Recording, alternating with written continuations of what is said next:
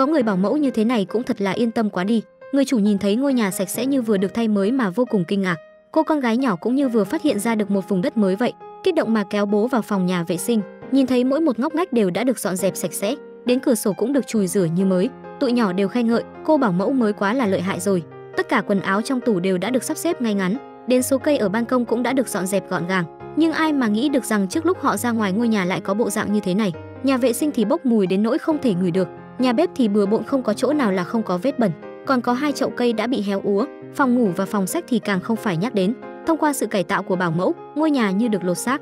Cô bảo mẫu này tên là Bokniel, tính cách vô cùng lạnh lùng, trước nay chưa từng biết cười. May mà năng lực làm việc lại khiến người khác vô cùng yên tâm. Buổi tối còn chuẩn bị cho gia đình họ một bàn thức ăn vô cùng phong phú. Nữ chủ nhân của gia đình đã qua đời 1 tháng trước. Các thành viên trong gia đình đã rất lâu rồi chưa được ăn một bữa cơm tử tế. Mỗi ngày bữa sáng mọi người đều phải dùng bánh mì để chống đói. Tới tối, sau khi về nhà họ đều vô cùng đói bụng. Tất cả mọi người dùng ánh mắt cảm kích để nhìn Bokniel, rồi mời cô ấy cùng ngồi xuống để ăn cơm với họ. Nhưng Bokniel đã thẳng thừng từ chối. Trên bàn Jokyun liền hỏi bố một bài toán khó. Người bố nhìn thấy thế thì bày ra bộ mặt khó xử. Không ngờ rằng Bokniel ở phía sau bỗng lên tiếng. B3-4AC là lập phương của âm 5, nhân với 3 x 6 là âm 47, nhỏ hơn 0, cho nên phương trình này bằng 0. Mọi người kinh ngạc nhìn gương mặt không chút biểu cảm của Bokniel. Tất cả mọi người đều để lộ ra gương mặt như vớ được vàng. Lúc này người dì của tụi nhỏ bỗng tới nhà họ, nhắc tới ngày mai chính là sinh nhật của cô con gái út. Cô ấy muốn tổ chức một bữa tiệc nhỏ cho Hansu. Người dì hỏi Hansu có muốn món quà nào đặc biệt không. Hansu nghĩ một lát liền nói cô bé muốn gặp mẹ. Câu nói này khiến tất cả mọi người đều vô cùng ngại ngùng. Cái đó Hansu à, ngoài cái đó ra những món quà khác có được không? Không được, những thứ khác con đều không cần. Con chỉ cần mẹ thôi, con nhớ mẹ. Người dì nhìn thấy bức ảnh gia đình ở bên cạnh, đột nhiên cô ta liền nảy ra một ý tưởng rồi hứa với Hansu rằng sẽ cho cô bé nhìn thấy mẹ. Hansu kỳ vọng chờ đợi ngày mai mau tới. Ngày hôm sau khi tan học Hansu buồn bã mà ngưỡng mộ các bạn học khác đều có mẹ tới đón. Nhìn thấy Bokniel tới đón mình, cô bé lập tức vui vẻ. Hansu nắm lấy tay của Bokniel rồi vui vẻ mà trở về nhà, nghĩ đến chuyện một lát nữa sẽ được gặp mẹ. Tâm trạng của cô bé liền vô cùng kích động. Sau khi về nhà, nhìn thấy bóng lưng quen thuộc trong phòng bếp, Hansu kích động chạy đến ôm lấy mẹ. Cô bé không ngừng nói ra những nỗi nhớ mà mình dành cho mẹ. Tuy nhiên khi nhìn thấy gương mặt của người dì, cô ta đã phá vỡ tất cả những mộng tưởng trong lòng của Hansu. Hansu thất vọng rồi rời khỏi nhà bếp. Người dì ngốc nghếch vẫn còn chuẩn bị cả bữa tối cho họ. Nhìn thấy món ăn quen thuộc, Hansu lại nhớ đến mẹ. Cô bé không nhịn được nữa mà hất đổ thức ăn xuống dưới đất, rồi bảo dì hãy cởi bộ quần áo của mẹ xuống, khiến cho tất cả mọi người đều vô cùng ngại ngùng. Sau khi người dì bỏ đi, Hansu ôm lấy chiếc áo của mẹ mà quay về phòng ngủ bật khóc. Han Kyung không thể nhìn tiếp được nữa mà tức tối nổi giận, đem chiếc áo của mẹ vứt ra ngoài, rồi bảo Bokniel hãy vứt hết đồ đạc của mẹ đi. Bokniel nhận được mệnh lệnh liền lập tức thu dọn. Han Kyung cũng vô cùng đau đớn, nhưng cô ấy hy vọng mọi người có thể chấp nhận sự thật này. Bokniel đem tất cả đồ đạc đi đốt sạch sẽ. Cả gia đình đang chìm đắm trong đau thương. Hàng xóm đột nhiên xuất hiện mắng chửi bọn họ, trách cứ họ đốt lửa như thế này sẽ ảnh hưởng tới không khí của họ. Bokniel chỉ đành phụt nước vào đống lửa để dập tắt, nhưng người hàng xóm vẫn ở bên cạnh lầu bầu. Đột nhiên Bokniel liền hướng vòi nước về phía bà ta để giúp bà ta rửa mặt. Nhìn thấy lớp hóa trang của bà ta bị vòi nước làm trôi sạch, cả nhà vốn đang chìm đắm trong bi thương liền bị bộ dạng của bà ta chọc cười. Tiếp đó trong không khí vui vẻ, mọi người cùng nhau hát bài ca sinh nhật cho Hansu. Sau khi ăn xong, Hansu ngoan ngoãn chạy về phòng đi ngủ. Mọi người cảm thấy vô cùng kinh ngạc. Bình thường cô bé sẽ làm loạn lên và không chịu đi ngủ. Sau khi về phòng, Hansu liền trốn vào trong chăn mà bật khóc. Đến nằm mơ cô bé cũng muốn gặp được mẹ. Ngày hôm sau, bạn học nhìn thấy Hansu buồn bã, rồi nói với cô ấy cách để gặp được mẹ trên thiên đường. Mà một người mong muốn được gặp mẹ như Hansu thì lập tức tin lời của cậu bạn. Tiếp đó cô ấy sẽ làm ra hành động gì đây? Người bảo mẫu này đưa theo cô chủ nhỏ của gia đình chủ, gương mặt không chút biểu cảm đi về phía lòng hồ. Hóa ra cô bé này không thể nào chấp nhận được việc mẹ mình đã mất. Cô ấy ra lệnh cho bảo mẫu đưa mình đi tìm mẹ. Nhìn thấy Hansu sắp bị dòng sông nhấn chìm, Sekyung đã kịp thời xuất hiện để ngăn họ lại. Sau khi về nhà, Bokniel cẩn thận sấy tóc cho Hansu. Hai người đều không hề nhắc đến chuyện vừa nãy. Hansu liền nói dối người nhà rằng cô đi vớt giày. Người nhà cũng không vì chuyện này mà trách cứ Bokniel, bởi vì cô ấy chỉ là nghe lời theo chủ nhân mà thôi. Trước khi đi, Sang-chun còn nhắc nhở Bokniel, hy vọng cô ấy đừng đưa con gái mình ra bờ sông nữa, dù sao thì vợ anh cũng xảy ra sự cố ở đó. Bokniel nói chẳng nhẽ cô ấy lại là người như vậy trong mắt anh sao? Sang-chun lo lắng mà chạy theo Bokniel để giải thích, vợ anh có thể vì con gái mà làm ra bất kể chuyện gì, nếu không làm sao đột nhiên lại đi tự sát cơ chứ? Nếu như là tự sát thì ít nhất phải để lại di thư. Anh hy vọng Bokniel đừng đoán mò linh tinh về vợ của mình. Bokniel nói ngày đầu tiên khi cô tới dọn dẹp quần áo, đã nhìn thấy di thư của người vợ đã mất. Sang-chun hoang mang đi đến phòng khách, anh phát hiện ra một tấm thiệp trên tủ lạnh. Sang-chun quay về phòng rồi đóng cửa lại, nhìn thấy nội dung bên trong anh ấy vô cùng kinh ngạc. Hóa ra người vợ đã phát hiện ra Sang-chun phản bội cô ấy, là người chủ trong gia đình mà cô ấy không thể bảo vệ cho hôn nhân, cho nên cô ấy đã đau đớn mà viết lá di thư này nhét vào trong áo của chồng, cuối cùng lựa chọn đến dòng sông này để tự sát. Ngày hôm sau, Bokniel tiễn 4 đứa nhỏ đi học. vừa vào nhà liền bị Sang Chun chất vấn, vì sao lại dán bức di thư kia lên tủ lạnh, có phải cô có ý định trả thù mình không? Anh ấy sợ rằng nếu tụi nhỏ biết được sẽ không chịu nổi đả kích này. Người vợ vì phát hiện ra anh ta ngoại tình nên mới tự sát. Sang Chun ra lệnh cho Bok Niel mau đốt bức di thư này đi.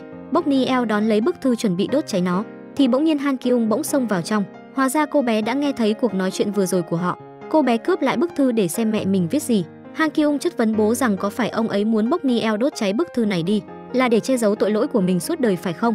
Nói xong cô bé liền tức tối mà đi ra ngoài. Trước khi Bok Niel tan làm, Han Kyung cầu xin cô ấy hãy giúp đỡ mình, hãy giúp cô tìm ra người phụ nữ đó. Bok Niel lại nói ngày mai là ngày nghỉ của cô ấy. Ngày hôm sau, Han Kyung chỉ có thể tự mình xuất trận. Nhân lúc bố đi vệ sinh, cô đã lén kiểm tra điện thoại của ông ấy, phát hiện đối phương tên là Song Hoa, chính là người phụ nữ đã từng đến đám tang của mẹ mình. Sau khi biết được chân tướng, Han Kyung vô cùng tức tối. Cô quyết định để Bok Niel công khai việc làm xấu xa của bố mình, hy vọng bố sẽ đưa ra sự lựa chọn giữa con cái và nhân tình. Sau khi nhận được nhiệm vụ, Bok Niel xuất hiện trước cửa công ty. Trưởng phòng Sang Chun có quan hệ bất chính với nhân viên Yoon Song Hoa, còn vợ anh ấy là Song San Hoa. Sau khi biết tin chồng mình ngoại tình đã nhảy sông tự vẫn, nhưng giám đốc Sang Chun đã nói cái chết của vợ là sự cố ngoài ý muốn. Điều tiếng kia đã đến tay của nhân tình, thấy tình hình bất ổn cô ta lập tức rời đi. Sang Chun nhìn thế vậy liền chạy tới hỏi ý đồ của Bok Niel là gì. Thời gian này anh ấy vừa tiếp nhận một dự án vô cùng quan trọng, vốn cứ ngỡ rằng bản thân mình sẽ được thăng chức, không ngờ sự việc ngày hôm nay đã khiến anh ta không chỉ không được thăng chức mà thậm chí còn có nguy cơ bị đuổi việc. Tối về tới nhà, anh ta liền trách Han Kyung, sao lại dám tới công ty của bố gây chuyện cơ chứ? Han Kyung liền lấy bức di thư của mẹ ra, rồi bảo Bok Niel hãy nói lại một lượt những lời mà cô ấy đã nói ngày hôm nay. Sau khi tụi nhỏ nghe xong liền vô cùng tức giận với hành vi xấu xa của bố. Chúng hỏi bố có từng yêu mẹ không, nhưng bố lại ngập ngừng mãi không thể nói ra đáp án. Do Kyun hy vọng Bok Niel có thể giúp cho chúng, Bok Niel lại cho rằng đây là chuyện của gia đình họ. Bản thân cô không phải là người nhà nên không có quyền can thiệp. Hơn nữa từ hôm nay trở đi cô ấy sẽ không làm bảo mẫu ở đây nữa. Đám nhỏ đành lựa chọn bỏ nhà ra đi, không có nơi nào để đi nên tụi nhỏ đã tới nhà ông ngoại để ở tạm thời. Ngày hôm sau cùng nhau tới nơi mà mẹ đã nằm xuống. Chúng vô cùng tức giận vì hành vi xấu xa của bố, thậm chí còn thề rằng sẽ đoạn tuyệt quan hệ với ông ấy. Han-su tuổi nhỏ vẫn không hiểu chuyện gì đang xảy ra, nói mình nhớ bố và muốn về nhà. Anh trai và chị đều không đồng ý cho cô bé làm vậy. Ngày hôm sau, Han-su liền tới trung tâm môi giới để đi tìm Bok Niel. Cô bé dùng hết tất cả số tiền mà mình có được để đổi lấy 5 tiếng bên cạnh Bok Niel, hy vọng cô ấy có thể giúp gia đình mình hòa giải. Nhưng Bok Niel lại từ chối yêu cầu của Han-su. Người có thể khiến gia đình hòa giải chỉ có thể là chính bọn họ. Có điều cô vẫn nhắc nhở Han-su, khi đối mặt với việc quan trọng thì cả nhà mới tụ họp lại với nhau. Tiếp theo liệu bọn họ có thể giải quyết được việc này không? Chúng ta cùng chờ đợi nhé. Mà bố của họ vì chịu ảnh hưởng của tai tiếng kia, vốn dĩ sẽ được thăng chức, nào ngờ lại bị giáng chức xuống làm tổ trưởng ở công trường. Bỗng nhiên anh ấy nhận được điện thoại của Bok Niel, nói đã đưa Han-su đi và bảo anh ấy cùng những đứa nhỏ khác mau tới điểm hẹn để gặp mặt. Vì muốn cứu được Han-su mà họ đành đồng ý với điều kiện của Bok Niel, nhưng phải đợi đến khi bọn họ tập hợp lại với nhau cô ấy mới nói ra điều kiện. Mặc dù ba đứa nhỏ không muốn gặp bố, nhưng hiện tại sự an nguy của Han-su mới là quan trọng nhất. Trong điện thoại Bok Niel nói với họ, Han-su nói bọn họ phải hòa giải với nhau nếu không cô bé sẽ chết. Do Kyun nghe thấy em gái gặp nguy hiểm, không chờ được mà hy vọng mau chóng hòa giải với bố, nhưng người bố lại tỏ ra vô cùng khó xử. Quả nhiên ông ấy vẫn chưa quyết định được sẽ buông tay ai. Ba chị em họ thấy bố không có ý định hòa giải, thế là chúng liền quyết định sẽ tự mình đi tìm Han-su.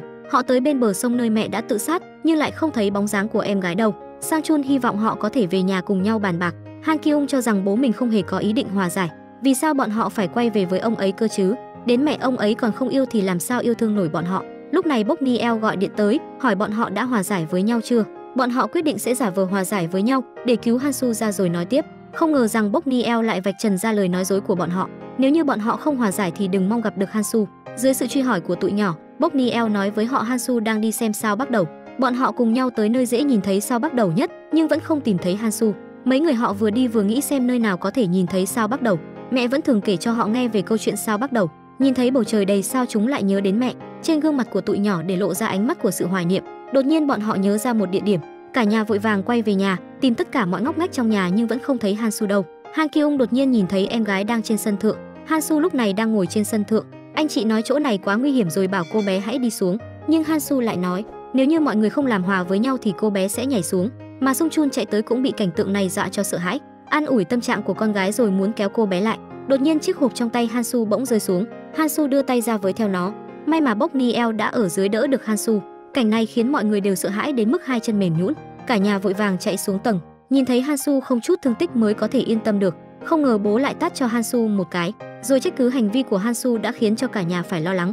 Ông ấy yêu cầu Han-su không được lấy cái chết ra làm trò đùa như thế này nữa. Han-su liền bật khóc rồi nói xin lỗi bố. Bokniel đưa cho Hansu chiếc hộp mà cô bé đánh rơi. Sau khi Hansu mở hộp ra rồi xếp 5 viên đá cuội kia xuống đất, mỗi một viên đá là đại diện cho mỗi một thành viên trong nhà, nhưng lại phát hiện ra thiếu mất một hòn đá đại diện cho người bố. Sau khi tìm kiếm xung quanh cũng không thể tìm thấy, Hansu cầu xin anh chị hãy tha thứ cho bố. Sau khi anh chị nghe thấy lời của em gái thì một câu cũng không nói. Hansu liền hỏi bố có yêu bọn họ không.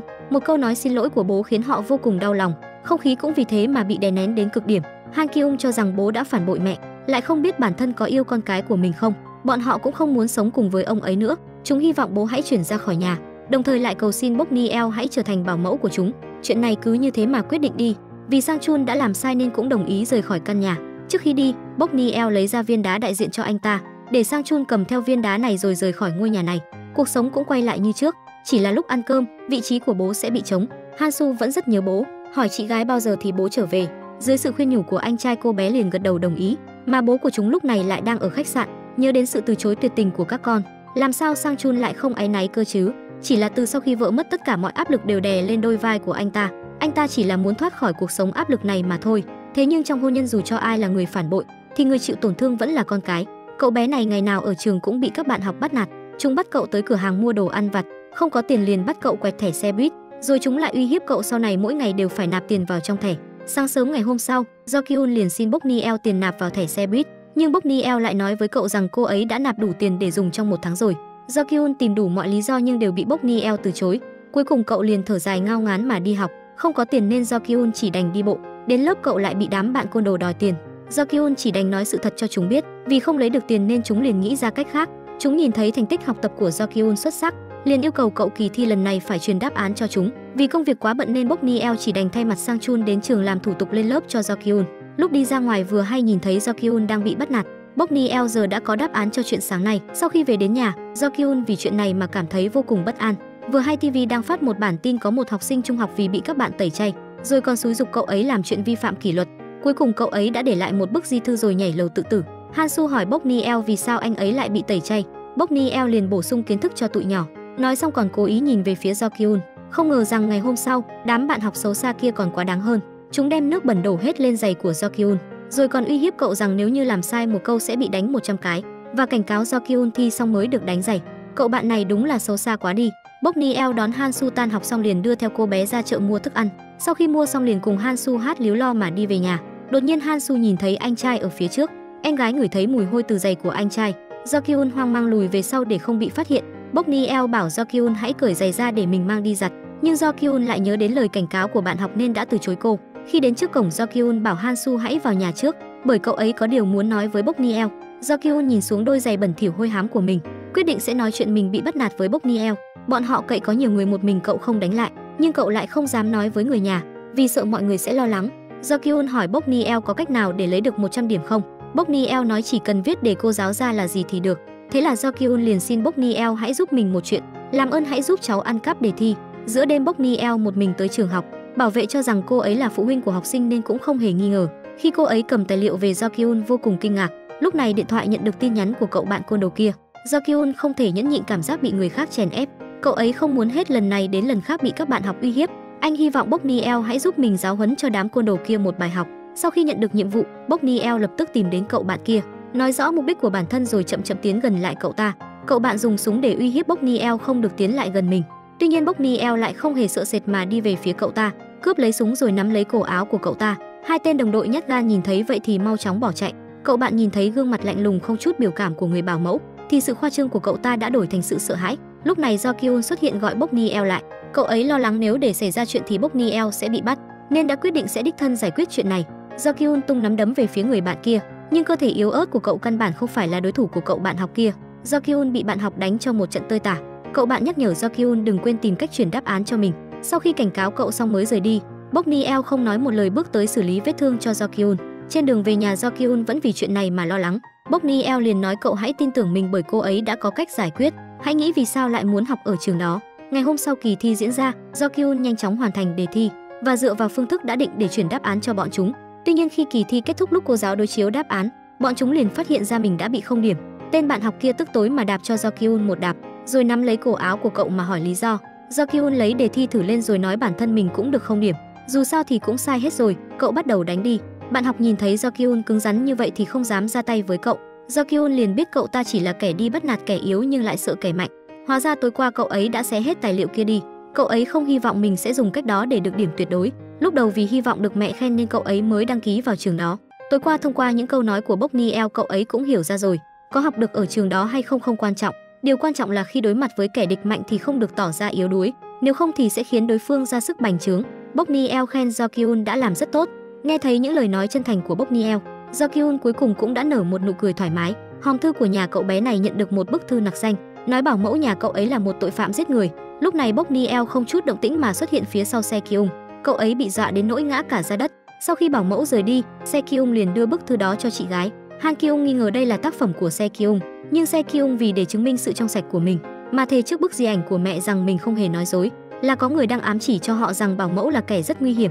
Lúc này Do Kyun đi từ dưới lầu xuống, cậu ấy cho rằng có lẽ đây là do bạn học của cậu làm, bởi vì mấy ngày trước chúng đã bị Bokniel dọa cho suýt tiểu cả da quần, rất có khả năng chúng đã ghi thù. Se Kyung suy đi tính lại vẫn cảm thấy bảo mẫu rất khả nghi, thế là cậu đã đem bức thư đó tới đồn cảnh sát để báo án.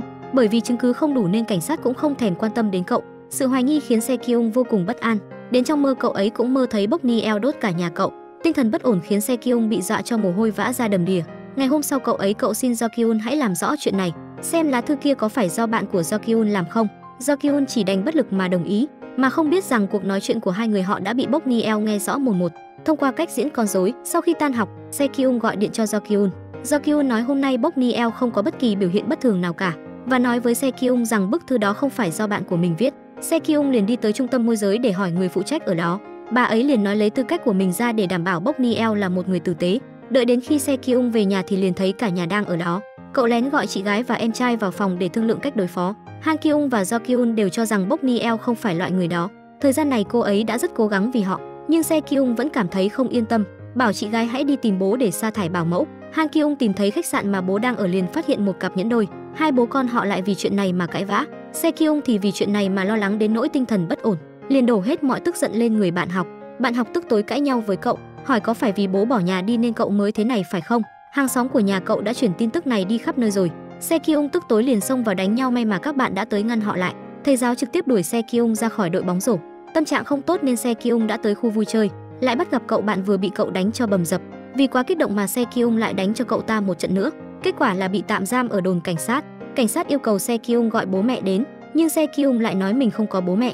Tùy cảnh sát thích xử lý thế nào cũng được. Sang Chun biết tin liền vội vàng chạy tới. Cảnh sát bảo anh hãy đưa con trai về mà dạy dỗ cho tốt. Ngày hôm sau Se Kyung còn không muốn đi học, nấp ở nhà chơi game mà Bokniel lại coi như không nhìn thấy cậu. Se Kyung liền kéo Bokniel tới để chơi cùng mình. Cậu muốn đánh thắng Bokniel để có được cảm giác thành tích. Không ngờ Bokniel lại là một cao thủ. Vì không chấp nhận bị thua nên Se Kyung đã đi chơi bóng rổ cùng với Bokniel. Vốn cứ nghĩ rằng lần này chiến thắng sẽ thuộc về mình, nhưng Bokniel lại lần nữa chiếm thế thượng phong khiến Se Kyung bắt đầu hoài nghi nhân sinh. Thân thể nhanh nhạy cùng kỹ thuật điêu luyện khiến cho Se Kyung cảm thấy vô cùng mất mặt. Tới tối Se Kyung chủ động nói với Bokniel chuyện nhà mình nhận được một bức thư nặc danh, đồng thời xin lỗi Bokniel vì thái độ trong những ngày qua. Cậu ấy đoán chắc rằng là do hàng xóm đang giở trò, rồi muốn Bokniel hãy giúp mình xả giận.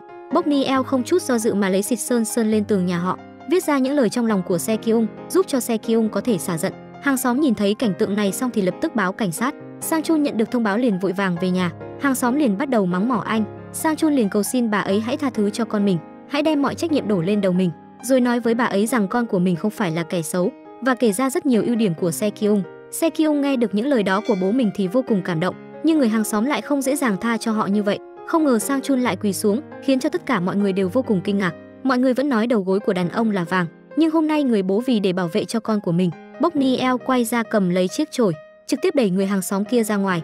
Cả nhà họ nhìn thấy thế thì suýt chút nữa mà cười thành tiếng. Bokniel cũng lấy lý do lau nhà mà bảo Sang Chun đứng vậy, không chút kinh động nhưng đã hóa giải được sự ngại ngùng của tất cả mọi người.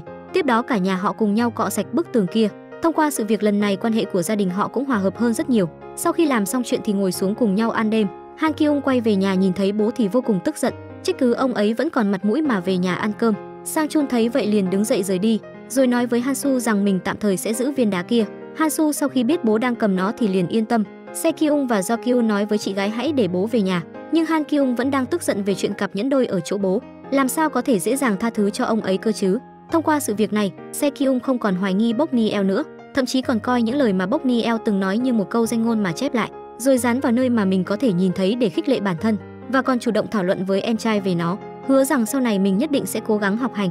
Có lẽ đến Bokniel cũng không biết, một người lặng lẽ như cô ấy lại ảnh hưởng đến những người trong gia đình này. Cô gái này vì để trả thù người cha đã bỏ rơi mình, nửa đêm tới nhà của học trưởng, cô ấy cho rằng chỉ cần bản thân mình trở nên hư hỏng là có thể làm tổn thương trái tim của bố, mà đàn anh này xem ra cũng rất lắm chiêu. Cùng với Han Kyung nghe nhạc để phá tan bầu không khí im lặng. Chính vào lúc hai người nhắm mắt lại, điện thoại của Han Kyung bỗng vang lên. Bokniel nói em gái muốn cô về tết tóc cho mình. Han Kyung nói với bảo mẫu hãy chuyển lời cho em gái rằng hôm nay mình sẽ không về nhà. Không bao lâu sau chuông điện thoại lại vang lên. Bokniel hỏi cô em trai có thể sử dụng vợt cầu lông của cô không. Đàn anh vì không để người khác phá hỏng bầu không khí nữa, tức tối mà cướp lấy điện thoại của Han Kyung. Ngày hôm sau, Han Kyung vẫn tới trường như bình thường, nhưng tin tức cô ở qua đêm nhà đàn anh đã bị đồn thổi khắp nơi. Rất nhiều những lời bàn tán đã lọt vào tai cô, đi đến đâu cũng bị người khác chỉ trò. Những ánh mắt dò xét của mọi người khiến Han Kyung không có nơi nào để dừng chân. Sau khi tan học cô bị ông ngoại gọi đến nhà, trách cứ cô chính là căn nguyên của sự bất hạnh. Nếu như năm đó mẹ cô không mang thai cô, thì sẽ không phải bắt buộc gả cho bố cô, càng sẽ không có kết cục bi thảm như ngày hôm nay. Han Kyung sau khi nghe những lời đó thì vô cùng đau đớn. Cô liền hẹn đàn anh ra để giải bày. Cộng thêm những tin đồn kia khiến Han Kyung vô cùng áp lực. Đàn anh nói với cô đừng quá để ý đến những lời đồn đại đó, chỉ cần trong lòng họ có đối phương là đủ rồi. Rồi còn hỏi Han Kyung có muốn rời khỏi nơi này không. Han Kyung lập tức đồng ý. Sau khi về nhà cô lập tức thu dọn hành lý rồi bỏ đi. Các em đã có Bokniel chăm sóc nên cô rất yên tâm. Sau khi chào tạm biệt Bokniel, Han Kyung liền biến mất trong đêm. Tuy nhiên khi Han Kyung đứng ở sân bay chờ đến nửa đêm, vẫn không thấy đàn anh đâu. Gọi điện thì luôn trong tình trạng tắt nguồn. Han Kyung chỉ có thể đợi ở dưới nhà đàn anh, nhưng lại nhìn thấy anh ta đang đi cùng với cô gái khác. Han Kyung hỏi đàn anh vì sao không đi cùng cô ấy. Đàn anh liền thừa nhận những lời đó chỉ là những lời nói dối mà thôi. Hóa ra hôm đó hai người họ chưa xảy ra chuyện gì cả. Cả đêm hôm ấy, Han Kyung chỉ ngồi kể lể chuyện gia đình với anh ta, mà anh ta liền cảm thấy Han Kyung đang coi mình như cái thùng rác tâm sự, cho nên mới tức tối mà nói dối sẽ cao chạy xa bay với cô để báo thù. Han Kyung lại một lần nữa cảm thấy bản thân bị bỏ rơi, kéo theo hành lý đi khắp nơi mà không có nơi nào để về. Một người chưa thành niên như cô thì không thể nào vào được nhà nghỉ. Đột nhiên có một ông chú tới bắt chuyện với cô, rồi đưa tiền cho cô hỏi Han Kyung có muốn đi cùng mình không. Không ngờ rằng cảnh tượng này đã bị bạn học chụp được. Tin tức thất thiệt về Han Kyung lại lần nữa bị lan truyền. Đợi đến khi cô ấy phát hiện thì đã không thể cứu vãn được nữa. Han Kyung kéo theo hành lý đến một nơi không người. Sau khi mẹ ra đi, bố lại bỏ rơi họ. Han Kyung đột nhiên hiểu ra được vì sao mẹ lại lựa chọn ra đi như vậy. Cô đứng lên cầu mà muốn kết thúc sinh mạng của mình. Đột nhiên người gì đi đến kéo cô lại. Hóa ra người gì đã biết tin cô bỏ nhà ra đi, lo lắng cô sẽ xảy ra chuyện nên đã đi theo cô. Cuối cùng Han Kyung theo dì về nhà, nhưng lại cảm giác như bị tất cả mọi người quay lưng lại mà rơi vào tuyệt vọng. Cô ra lệnh cho Bokniel mau chóng giết mình, mà Bokniel cũng không hề do dự mà dán hai tay Han Kyung lại, rồi dính chặt cô lại với ghế. Han Kyung có chút sợ hãi. Sau khi làm xong chuyện này, Bokniel liền ra khỏi phòng, rồi còn đóng đinh lại không cho Han Kyung ra ngoài. Han Kyung nhân lúc Bokniel làm cơm, cuối cùng đã cởi được băng dính mà chạy ra ngoài. Đối mặt với sự truy đuổi của Bokniel, cô bé chạy lên sân thượng và nghĩ rằng mình đã an toàn, nhưng khi quay đầu lại thì lại nhìn thấy Bokniel ở phía sau, dọa cho cô ấy vội vàng chạy vào trong nhà. Vì quá căng thẳng nên Han Kyung đã bị ngã xuống từ cầu thang. Bokniel liền giữ cô lại rồi cởi băng dính cho cô, rồi nói với Han Kyung nếu như muốn chết thì thực sự có rất nhiều cơ hội, chẳng qua là cô ấy không có dũng khí để đi chết mà thôi.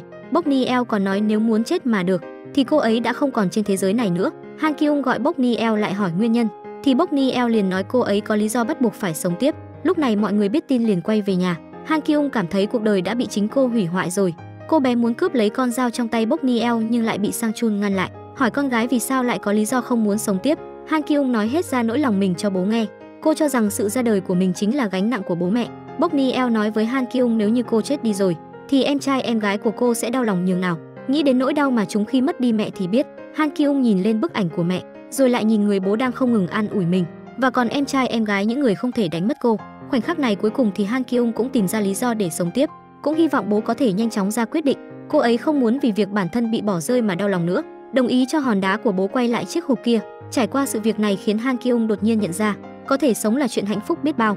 Nếu như trước khi mẹ rời đi có thể cảm nhận được điều này, có lẽ sẽ không làm ra chuyện ngốc nghếch đó. Ngày hôm sau Han Kyung tới trường để giải thích với thầy giáo, nhưng thầy giáo lại nói bắt buộc phải có chứng cứ, nếu không có sẽ phải đối diện với việc bị đuổi học. Đột nhiên đàn anh đưa theo mấy cô gái đi vào, để thầy giáo xem cả đoạn video tối hôm đó, chứng minh Han Kyung không hề nhận tiền của người đàn ông kia. Sự việc này mới hoàn toàn được giải quyết. Đàn anh đồng ý ra mặt giúp đỡ Han Kyung, vì nhận thức được chuyện này đều do anh ấy mà ra. Nếu như Han Kyung xảy ra chuyện thì cả đời này anh ấy cũng không thể sống yên.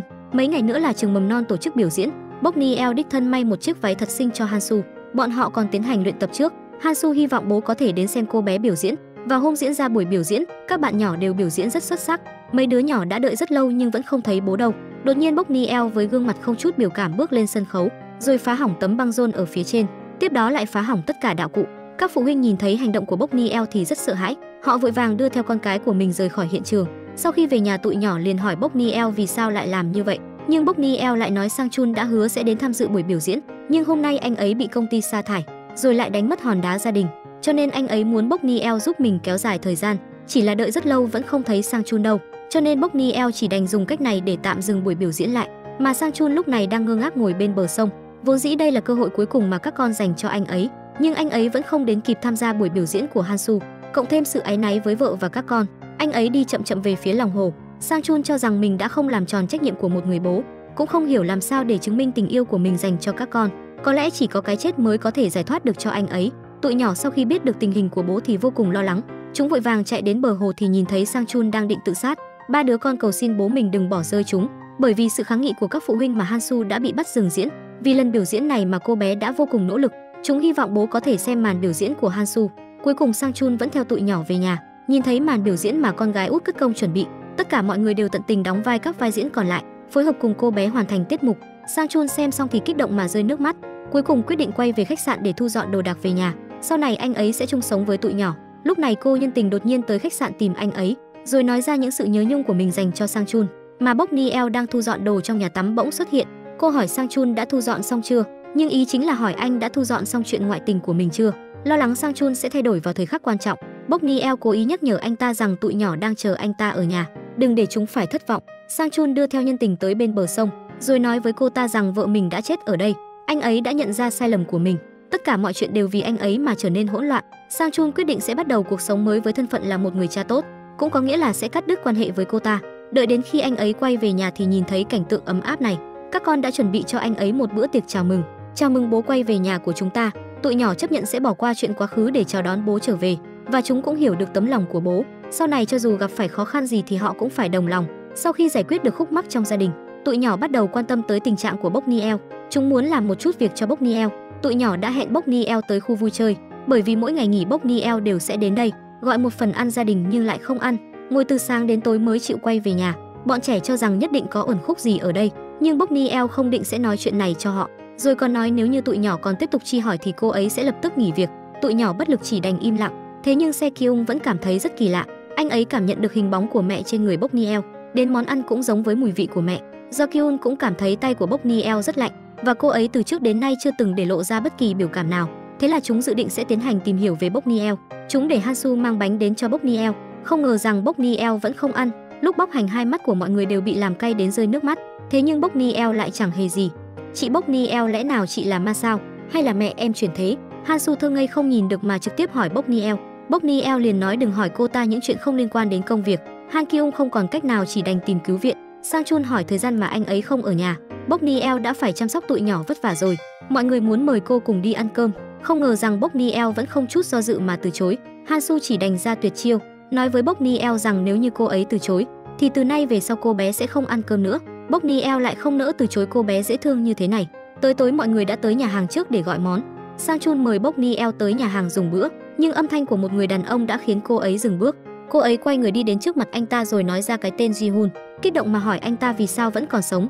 Tiếp đó nắm lấy cổ áo mà kéo anh ta xuống đất. Người đàn ông ngước đầu lên hỏi Bốc Niel có quen anh ta hay không. Nhìn thấy dáng vẻ giả vờ không nhận ra mình của anh ta, cho dù anh ta có biến thành cát bụi thì Bốc Niel cũng không thể nhận nhầm được.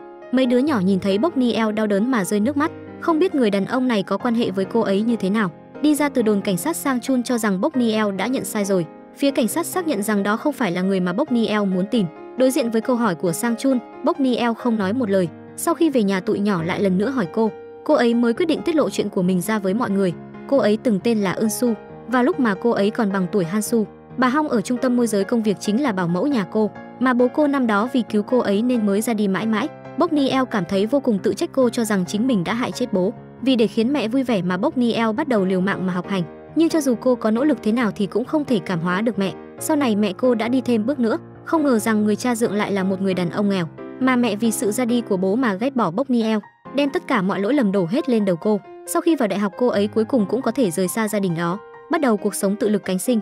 Chỉ cần có thể kiếm được tiền thì cho dù công việc có vất vả ra sao cô ấy cũng chấp nhận. Sau này bạn bè giới thiệu cho cô ấy công việc gia sư. Cũng vì công việc này, cô ta đã dạy kèm cho tên Ji-hun có tâm lý vặn vẹo kia. Ji-hun cũng dần dần thay đổi khiến cho cô ấy vô cùng hài lòng. Không ngờ hắn lại yêu thầm cô rồi bám lấy Bốc Niel không ngớt.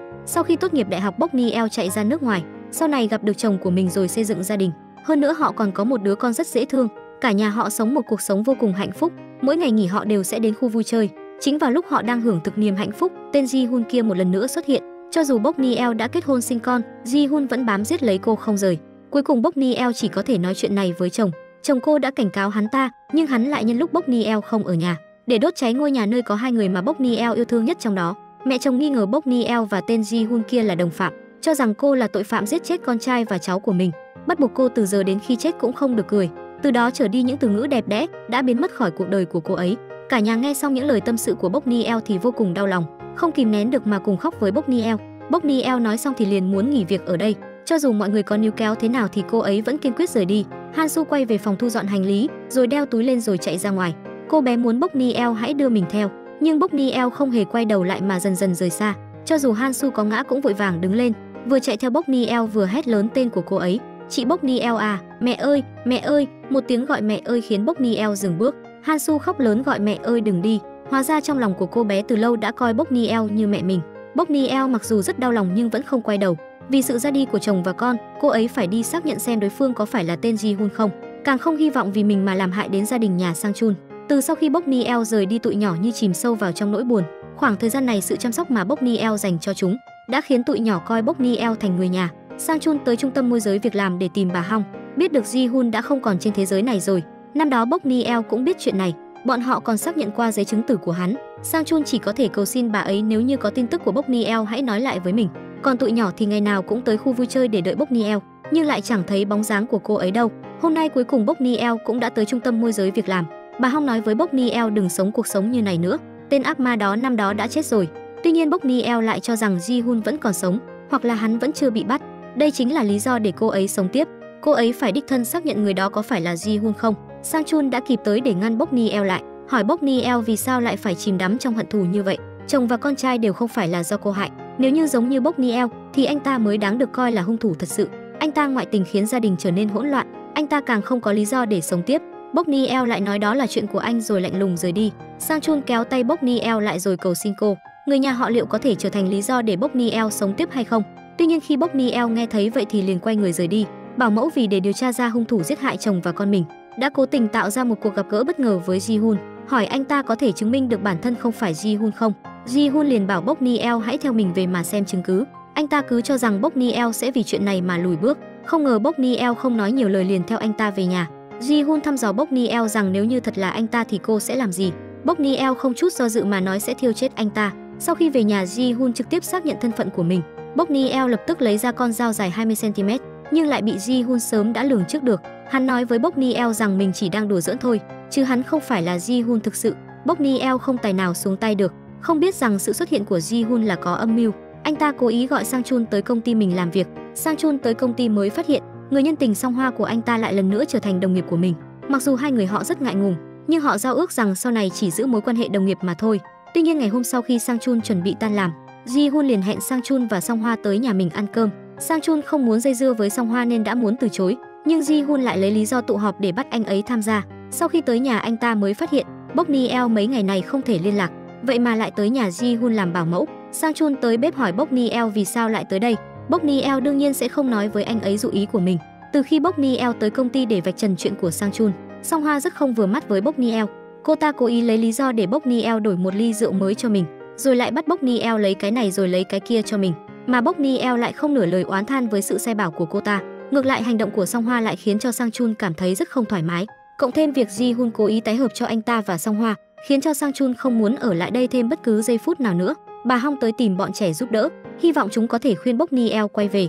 Một mình cô ấy đối phó với người đàn ông ác ma kia thực sự rất nguy hiểm. Mấy đứa nhỏ đi đến dưới nhà Ji-hun, vừa hay nhìn thấy bố và Song Hoa đi ra. Song Hoa vẫn muốn nối lại tình xưa với Sang-chun, nhưng lúc này anh ấy đã nhớ đến các con nên đã lạnh lùng mà từ chối cô ta. Ngày hôm sau tụi nhỏ lại tới nhà của Ji-hun. Bốc Niel cư xử với chúng như với khách vậy. Han-su cuối cùng vẫn không nhịn được mà nói ra nỗi nhớ của mình dành cho Bốc Niel, rồi hỏi Bốc Niel có nhớ họ không.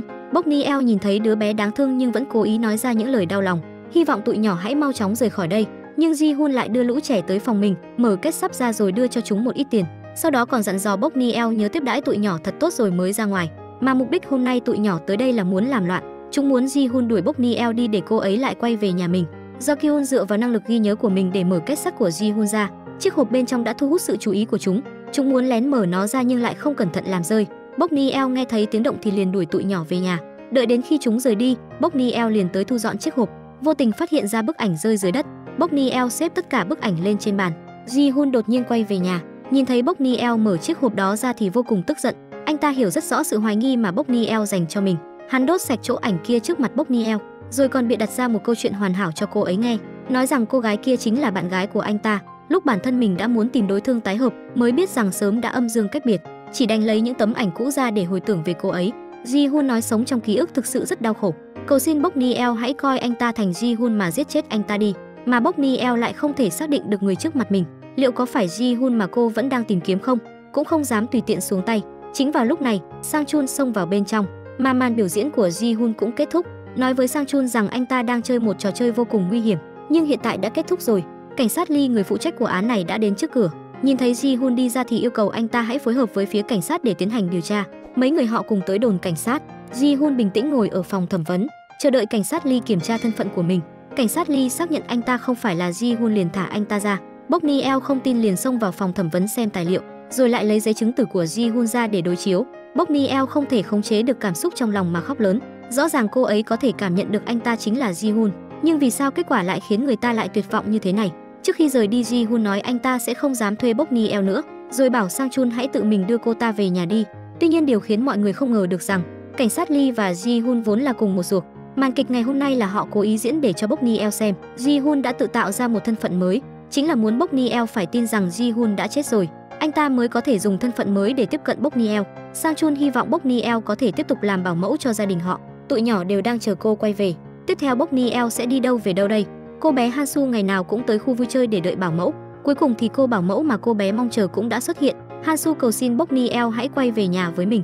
Bốc Niel nhìn thấy cô bé như vậy cũng rất đau lòng. Sáng sớm ngày hôm sau, tiếng chuông cửa bỗng vang lên. Hansu mở cửa ra thì liền nhìn thấy người bảo mẫu mà cô bé vẫn luôn nhớ nhung. Cô bé kích động mà chạy tới chỗ Bốc Niel, ôm chặt lấy cô ấy không rời. Mọi người cũng chạy ra ngoài để chào đón Bốc Niel trở về. Bọn họ đã biết hết quá khứ của Bốc Niel, không miễn cưỡng Bốc Niel có cười hay không, chỉ cần mọi người có thể sống với nhau như trước đây là đã đủ rồi. Hansu vui vẻ mà kéo tay Bốc Niel vào trong. Sau khi Ji-hun biết tin Bốc Niel đã quay lại nhà của Sang Chun, thì liền đổ hết mọi sự tức giận lên đầu anh ấy. Rõ ràng là một hạng mục có thể thuận lợi được thông qua, nhưng lại bị hắn ta tìm mọi cách làm khó dễ Sang Chun. Song Hoa ở bên cạnh nhìn ra được sự phiền lòng của Ji-hun, hỏi anh có phải vì chuyện của Bốc Niel nên mới như vậy không? Cô ta có cách khiến Bốc Niel phải quay về bên cạnh Ji-hun. Ngày hôm sau khi Sang Chun đến công ty, Song Hoa liền nói với anh rằng Ji-hun đổ bệnh rồi. Nhà của Sang Chun không phải là có một bảo mẫu rất lợi hại sao? Hay là anh hãy cho Ji-hun mượn mấy ngày để cô ấy chăm sóc cho anh ấy? Sang Chun gọi Sang Hoa ra ngoài để hỏi xem rốt cuộc là cô có ý gì. Bốc Niel là người chứ không phải đồ vật mà cứ nói mượn là mượn. Song Hoa lại cho rằng có phải là Sang Chun đã thích Bốc Niel rồi hay không? Nếu không thì sao anh lại có phản ứng như vậy? Còn nếu anh không thích cô ta thì hãy chứng minh cho mọi người thấy đi. Sau khi tan làm, Sang Chun liền đi tới phòng bếp để tìm Bốc Niel. Anh ấy vẫn bảo Bốc Niel hãy nấu cháo rồi mang sang cho Ji-hun. Mặc dù Bốc Niel rất không vui, nhưng đây là việc mà chủ nhân yêu cầu nên cô chỉ có thể làm theo. Bốc Niel tới nhà của Ji-hun, nhìn thấy anh ta đang rất khỏe mạnh chứ không hề ốm đau gì, thậm chí còn không ngừng nói chuyện với Bốc Niel. Nhưng Bốc Niel đến một ánh mắt cũng không thèm nhìn anh ta, chỉ muốn làm xong việc rồi nhanh chóng rời đi. Ji-hun ăn cháo liền không ngừng cảm thán rằng rất lâu rồi anh ta chưa được ăn món ăn nào mà lại ấm áp như thế này. Sau khi xong việc, Bốc Niel liền nhanh chóng quay về nhà Sang Chun. Đối mặt với các câu hỏi của Sang Chun, cô liền thuật lại mọi chuyện cho anh nghe. Sang Chun nghe xong thì lại cảm thấy có chút khó chịu trong lòng. Ngày hôm sau khi Bốc Niel đang làm việc trong nhà bếp, Hansu liền chạy đến muốn giúp đỡ Bốc Niel. Bốc Niel chỉ đành cho cô bé làm những chuyện nhẹ nhàng, nhưng không ngờ rằng khi Bốc Niel vừa quay đi, Hansu liền mở lò nướng ra rồi cho tay vào bên trong. Bốc Niel lập tức đưa Hansu đi bệnh viện, vội đến mức còn chưa kịp đeo giày. Mà vừa hay họ gặp được Ji-hun đang đi làm về nên anh ta đã đưa hai người tới bệnh viện. Khi anh ta nhìn thấy Bốc Niel ôm lấy đứa bé vào trong lòng, Ji-hun cảm thấy vô cùng khó chịu, nhưng anh ta vẫn đưa cô và Hansu tới bệnh viện. Nhìn thấy ánh mắt quan tâm của Bốc Niel dành cho đứa nhỏ, đây chỉ có thể là ánh mắt của một người mẹ dành cho con ruột của mình. Sau khi về nhà cuối cùng thì Ji-hun đã để lộ ra bộ mặt thật của hắn. Tình yêu mà Bốc Niel dành cho Hansu khiến hắn vô cùng phẫn nộ, sự đối vị khiến hắn trở nên điên dại. Sau khi chữa trị xong, Bốc Niel liền đưa Hansu về nhà, rồi đọc sách cho Hansu đến khi cô bé ngủ say. Tất cả mọi người đều yên lặng ở bên cạnh họ. Lúc này điện thoại của Sang Chun bỗng vang lên. Ji-hun bày tỏ với Sang Chun về sự ái mộ của mình dành cho Bốc Niel. Anh ta muốn nhìn thấy dáng vẻ mà Bốc Niel nở nụ cười. Sau khi biết chuyện Bốc Niel không cười là do mẹ chồng, hắn ta liền giả vờ giả vịt nhờ Sang Chun hãy giúp Bốc Niel tìm lại được nụ cười. Sang Chun về đến nhà nhìn thấy cảnh tượng ấm áp này, Bokniel và các con đang cùng nhau làm pizza. Khung cảnh yên bình này khiến cho Sang Chun như được chữa lành. Cả nhà họ cùng nhau chia sẻ chiếc pizza nóng hổi mới làm xong, mà bên ngoài bỗng nhiên có một vị khách không mời mà đến. Sau khi nhìn kỹ người đó, Bokniel vô cùng kinh ngạc. Người phụ nữ này chính là mẹ chồng độc ác của cô. Mỗi một câu nói của bà ta đều khiến cho Bokniel như sụp đổ. Tất cả đều là những lời nguyền rủa độc ác dành cho Bokniel. Cả nhà Sang Chun thấy Bokniel mãi không quay lại thì liền chạy ra ngoài. Nhìn thấy Bokniel đang quỳ xuống đất mà bật khóc đầy thảm thiết, cả nhà đều cảm thấy rất đau lòng. Chất vấn người phụ nữ trước mặt là ai mà dám đối xử với Bokniel như thế. Hansu cũng nói bà ta không được đối xử như thế với chị Bokniel của chúng. Sau khi bà ta tiết lộ thân phận của mình với mọi người, Sang Chun cũng không khách khí với bà ta nữa. Bokniel vì mỗi một câu nói của bà mà sống vô cùng mệt mỏi.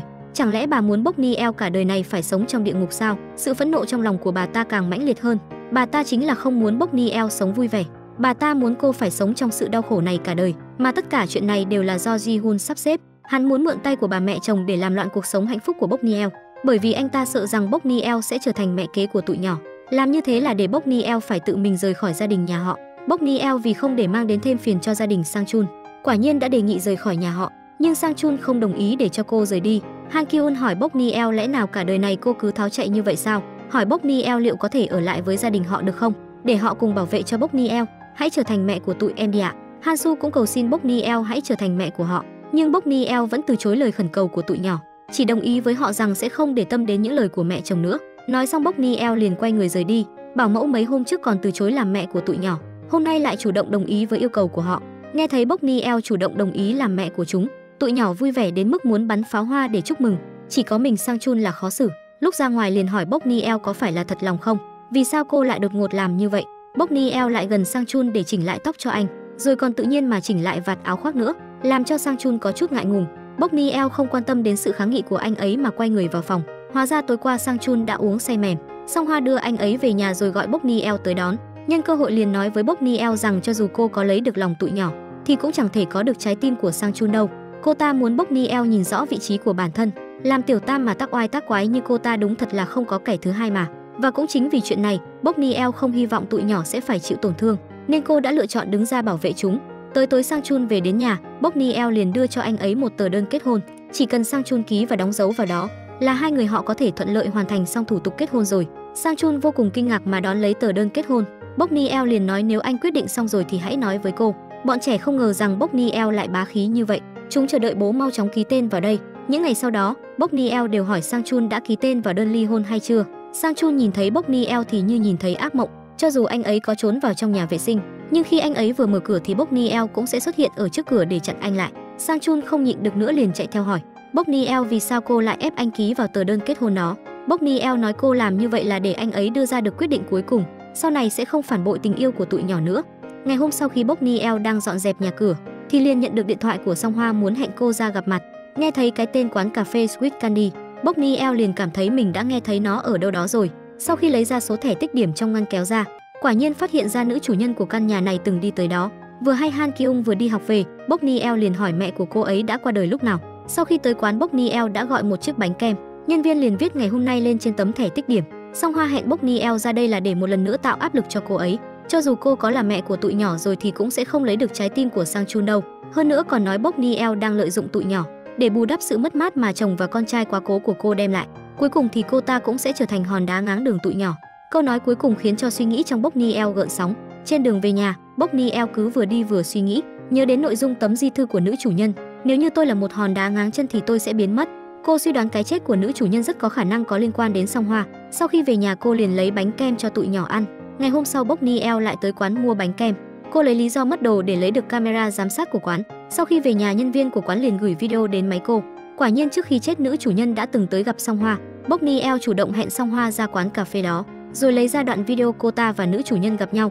Mặc dù Song Hoa đang vô cùng hoảng sợ, nhưng vẫn cố tỏ ra bình tĩnh mà nói có video ghi lại thì đã làm sao. Họ gặp mặt không có nghĩa là cô ta có liên quan đến cái chết của vợ Sang Chun. Tuy nhiên cô ta lại quá coi thường năng lực của Bokniel rồi. Cô ấy đã thuật lại toàn bộ cuộc nói chuyện của hai người họ, trong đó có nội dung mà nữ chủ nhân đã nhắc đến trong di thư. Song Hoa không ngờ rằng Bokniel lại lợi hại đến như vậy, nhưng cô ta lại nói rằng mình không sợ. Dù sao thì người chết rồi cũng không sống lại được. Nếu như Bokniel muốn công khai thì đi công khai đi. Bokniel lập tức đứng dậy rời đi, nhưng Song Hoa lại nắm lấy tay Bokniel cầu xin cô ấy đừng tiết lộ bí mật của mình. Cô ấy nói như vậy là vì cô ta quá yêu Sang Chun, mà Bokniel lại ghét nhất nghe thấy câu nói như thế này. Vì tình yêu mà lại ép người khác đến đường cùng sao? đây chỉ là cái cớ của cô mà thôi. Song Hoa liền trách mẹ của tụi nhỏ không đúng, làm mẹ sao lại có thể bỏ lại con của mình mà chết như vậy? Cho dù có làm mẹ thì cũng là phụ nữ, trước khi làm mẹ thì trước đây cô ấy cũng từng là một người phụ nữ. Cho dù Song Hoa có cầu xin thế nào thì Bokniel cũng không chút lay động. Nếu như biết có ngày hôm nay vì sao lại còn làm như vậy. Ngày hôm sau Song Hoa căng thẳng mà tới công ty, lo lắng không biết Bokniel có nói việc đó ra chưa. Cả ngày hôm đó cô ta cứ bồn chồn bất an. Tới tối cô ta lại hẹn Bokniel ra ngoài. Hóa ra hòn đá của Sang Chun là do cô ta lấy đi. Cô ta vứt xuống đất để Bokniel cúi xuống nhặt. Chuyện Bokniel muốn kết hôn cô ta cũng không quản nữa, chỉ hy vọng Bokniel đừng đem chuyện đó nói ra ngoài, khiến cho cô ta cả ngày nay phải sống trong cảm giác bất an. Bokniel nói với cô ta rằng mình sẽ không nói ra, bởi vì cô ta không muốn tụi nhỏ sẽ lại lần nữa căm hận chính bố của mình. Khó khăn lắm gia đình họ mới chữa lành được vết thương lòng, nếu như lại lần nữa bị rạn nứt thì sẽ rất đau. Nhưng nếu như Song Hoa còn dám giở trò gì nữa thì đừng có trách mình. Tuy nhiên Song Hoa vẫn lo lắng liệu Bokniel có giữ đúng lời hứa không. Bokniel chỉ đành làm một giao dịch với Song Hoa, bảo mẫu lén lút tới phòng làm việc của hung thủ, muốn tìm ra chứng cứ để chứng minh thân phận của hắn. Tuy nhiên tìm đi tìm lại cũng không có kết quả gì. Lúc này cô ấy nhận được điện thoại nói không thấy Hansu ở đâu nữa. Bokniel đành gác chuyện đó lại để ra ngoài tìm cô bé. Cô ấy đều đã đi đến những nơi mà Hansu có thể đến. Cuối cùng Bokniel tìm thấy cô bé ở bên bờ sông. Hóa ra Hansu một mình chạy đến bờ sông là để tìm một hòn đá tượng trưng cho Bokniel. Bokniel đau lòng mà nhìn cô bé, chạy tới ôm lấy cô bé vào lòng rồi khóc không thành tiếng. Các anh chị cũng vừa hay tìm đến đây. Sau khi về nhà nhìn thấy tụi nhỏ nô đùa bên nhau, trải qua sự việc ngày hôm nay Bokniel cuối cùng cũng hiểu ra tụi nhỏ đối với cô ấy quan trọng đến mức nào. Tới tối Sang Chun về đến nhà, Bokniel liền biết được hôm nay Ji-hun và Song Hoa không tới công ty. Nghe thấy Song Hoa không được khỏe, Bokniel liền cảm thấy có gì đó không đúng. Sau khi tới nhà Song Hoa, Bokniel liền gọi điện cho cô ta. Song Hoa liền nói dối rằng mình đang ở nhà nghỉ ngơi. Tuy nhiên Bokniel lại nhìn thấy cô ta đang ở trong xe của Ji-hun. Biết được Song Hoa có khả năng đã bị Ji-hun phát hiện ra. Hóa ra Song Hoa vì để Bokniel giữ bí mật cho mình, đã đồng ý giúp cô điều tra thân phận của Ji-hun. Bokniel tới được phòng làm việc của Ji-hun cũng là sắp xếp của cô ta. Nhưng hôm nay khi cô ta tới hầm để xe, liền phát hiện Ji-hun đang vô cùng đau đớn ở trong xe. Cô ta chỉ đành đưa hắn vào bệnh viện. Sau khi Ji-hun tỉnh lại liền bộc bạch thân phận thật của mình với Song Hoa. Anh ta chính là người đã hại chết người nhà của Bokniel. Anh ta biết Song Hoa đang giúp Bokniel điều tra về thân phận của mình, liền uy hiếp ngược Song Hoa phải giúp mình gỡ bỏ hiểm nghi với Bokniel. Bokniel cuối cùng đã xác nhận được thân phận của Ji-hun. Giờ hắn lại muốn dùng thân phận mới để tiếp cận cô, vì để không liên lụy đến gia đình Sang Chun. Cô ấy đã nói dối Sang Chun rằng anh ấy đã quá hạn đóng dấu, cho nên chuyện kết hôn giữa họ coi như chưa xảy ra. Bokniel giả vờ như không hề hoài nghi thân phận của Ji-hun, liền chủ động hẹn anh ta ra ngoài. Sau khi xem phim xong lại cùng nhau đi ăn cơm. Cô ấy phải lấy được chứng cứ khẳng định hắn đã giết chết cả nhà cô. Ngày hôm sau Bokniel hẹn Song Hoa ra, nói với cô ta cảnh tượng buổi tối hôm trước mà mình nhìn thấy, nhưng cô hy vọng Song Hoa có thể tiếp tục làm theo những gì mà Ji-hun sai khiến. Trước khi mình ra tay thì cô ấy đừng báo cảnh sát. Ji-hun có thể hẹn hò với nữ thần thì vui như phát điên. Đây là chuyện mà đến nằm mơ anh ta cũng không ngờ đến. Ngày hôm sau hai người cùng nhau ra ngoài tản bộ. Tụi nhỏ không hy vọng Bokniel sẽ đi hẹn hò với người khác, không ngừng gọi điện tới để làm phiền hai người họ. Nhưng Bokniel đều kiên nhẫn mà trả lời những câu hỏi của tụi nhỏ, khiến cho Ji-hun ở bên cạnh vô cùng phẫn nộ. Hắn tìm một cái ghế ngồi xuống và hy vọng Bokniel có thể tận hưởng khoảng thời gian thuộc về hai người. Không ngờ lúc này Do-kyun lại gọi tới để hỏi Bokniel. Sau khi cô nghe máy xong, Ji-hun liền bị làm cho tức đến mức bỏ đi. Thời gian không biết đã qua bao lâu, Sang Chun và Song Hoa vừa hay đi qua đó, nhìn thấy Bokniel đang lặng lẽ chờ ai đó. Sau khi biết Bokniel đang chờ Ji-hun, gọi điện thoại cho anh ta thì không ai bắt máy. Song Hoa nhớ đến cảnh tượng lúc trước trong xe, cuối cùng tìm thấy anh ta đang ngồi trên bậc thềm. Ji-hun đang bị căn bệnh dày vò đến đau đớn. Song Hoa nói Bokniel vẫn đang chờ anh, có vẻ là đang rất lo lắng. Cô ý hỏi liệu có phải Bokniel đang thích anh ta không. Ji-hun nghe xong liền để lộ ra một nụ cười. Bokniel đợi Ji-hun ở dưới nhà anh ta, hỏi anh ta có phải mình đã làm sai gì rồi không. Ji-hun liền nói bây giờ anh ta đã không còn hứng thú với Bokniel nữa. Anh ta cảm thấy Bokniel vẫn luôn coi mình thành Ji-hun, cho nên không còn muốn hẹn hò với cô nữa. Bokniel nói chắc chắn anh không phải là Ji-hun, bởi vì nếu là Ji-hun thì anh ta tuyệt đối sẽ không bỏ rơi cô. Ji-hun cố ý chơi trò gần xa với Bokniel, giả bộ tức giận mà đi vào trong nhà. Ngày hôm sau, Ji-hun nhận được tin nhắn của Bokniel, cố ý để Sang Chun nhìn thấy nội dung tin nhắn của mình. Quả nhiên Sang Chun liền hỏi Ji-hun đang muốn làm gì.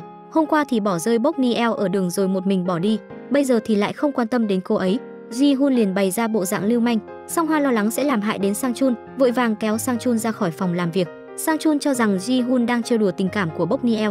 Tuy nhiên Bokniel cũng không giống như đã rơi vào thứ tình yêu đó.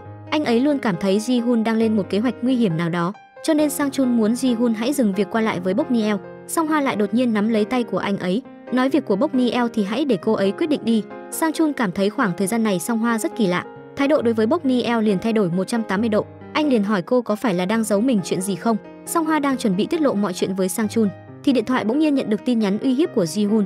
để cô ấy nhớ lấy kết cục của việc nói năng lung tung. Song Hoa nhất thời bị dọa cho không dám lên tiếng, mà thừa nhận với Sang Chun rằng trước khi vợ anh ấy chết có tới tìm mình, là chính cô đã ép cô ấy phải nhảy sông. Trong tay của Bốc Niel có nắm giữ chứng cứ mà họ gặp nhau. Nếu như không tin anh có thể hỏi Bốc Niel. Sau khi biết được chân tướng, Sang Chun càng thêm áy náy. Anh ấy cho rằng mình chính là kẻ đã gây ra cái chết của vợ. Nếu như anh ấy không qua lại với Song Hoa, thì vợ anh sẽ không bị dồn đến đường cùng như vậy. Anh tới nơi mà vợ mình đã gieo mình xuống mà ăn năn vô cùng. Ngày hôm sau anh tìm đến chỗ Song Hoa để xin lỗi cô. Tất cả chuyện này đều do anh ấy mà nên, đã làm tổn thương tới hai người phụ nữ yêu mình. Anh hy vọng Song Hoa có thể bỏ thù hận sang một bên để sống một cuộc sống mới. Hai người họ cũng sẽ không còn khả năng nào nữa. Bốc Niel cố ý hạ thấp bản thân để bám giết lấy Ji-hun, khiến cho hắn cảm thấy tự cao tự đắc vì để loại bỏ sự hoài nghi của Ji-hun đối với mình. Bốc Niel không tiếc nói những lời nói dối lòng, nói ngày nào cô cũng bám lấy anh ta là vì cô không muốn đánh mất anh. Ji-hun nhìn thấy nữ thần rơi lệ, liền đưa tay ra đồng ý sẽ làm hòa với Bốc Niel. Bốc Niel cũng dứt khoát mà nắm lấy tay của anh ta. Không ngờ cảnh tượng này đã bị ba đứa nhỏ đi siêu thị ngang qua nhìn thấy. Hansu nhìn thấy thế thì ánh mắt như rực lửa, chạy lên phía trước trực tiếp hất tay của Ji-hun ra và tuyên bố chủ quyền nắm lấy tay của Bốc Niel. Ji-hun nhìn thấy Hansu phá hỏng chuyện tốt của mình, chỉ đành giả vờ cười cười để trêu chọc mấy câu. Ngày hôm sau Bốc Niel đưa Hansu tới trường mầm non. Hansu hỏi Bốc Niel rằng chị thích em hay là chú đó, có phải chị sẽ kết hôn với chú đó không?